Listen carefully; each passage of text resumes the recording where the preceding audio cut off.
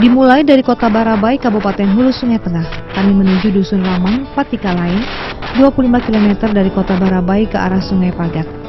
Di dusun yang berpenduduk kurang lebih 30 kepala keluarga bersuku Dayak ini terdapat Balai Ramang, Patikalain yang dibangun pada akhir tahun 2014 lalu untuk tempat mengajar anak-anak Dayak di sini.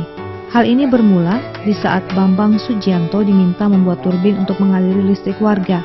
Turbin yang saat ini dalam kondisi patah dan tidak berfungsi itu menjadi awal perkenalannya pada anak-anak Dayak yang bebas bermain namun memiliki keterbatasan dalam ilmu pengetahuan. Dirinya melihat terdapat ketimpangan pada anak dusun Patikalain dengan anak kota Barabai atau anak bawah. Wilayah dusun lain di bawah dusun Patikalain. Dirinya mengajar pelajaran dasar seperti berhitung, bahasa Indonesia, menyanyi dan pelajaran dasar lainnya.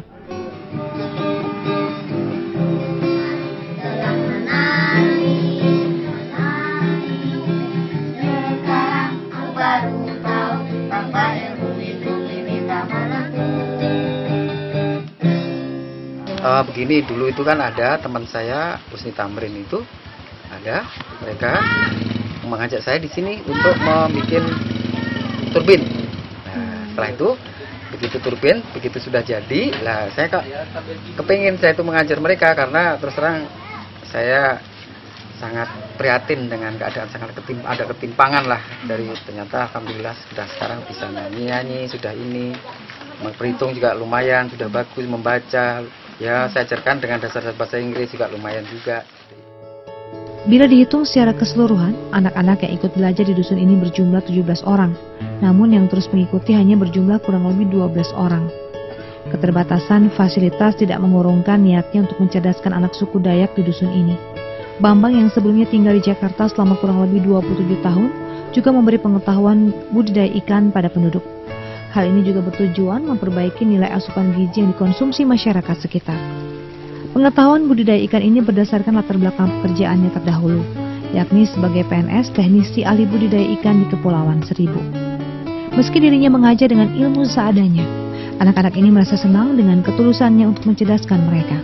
Tak jarang anak-anak ini tidak ikut belajar dikarenakan harus ikut orang tua mereka ke hutan untuk memanen, menoreh karet, ataupun mencari hasil alam untuk dijual. Satu persatu anak-anak yang pada mulanya sulit berinteraksi dengan orang luar, dengan pendekatannya, Bambang dapat mengumpulkan mereka untuk belajar bersama. Ya gini, sebetulnya kalau harapan ke pemerintah itu terus terang, saya mengharapkan jangan ada yang ada di kota aja, atau yang ini, dipoles dikatakan casingnya yang di luar, yang ini, yang di dalam ini, menjerit, pengen mendapatkan ilmu. Sebagai kepala dusun Ramang Patikalain, Karani menginginkan Bambang dapat terus mengajar di Balai Ramang. Ini demi masa depan anak-anak suku Dayak Ramang Patikalain. Dikarenakan Bambang saat ini lebih sering turun ke kota Barabai, sedangkan pengganti mengajar di balai ini tidak ada. Anak-anak menjadi liar kembali, balai pun tak terurus. Cuman sekarang ini Bambangnya dapat lagi Bang di sini di awal di Barabai ha.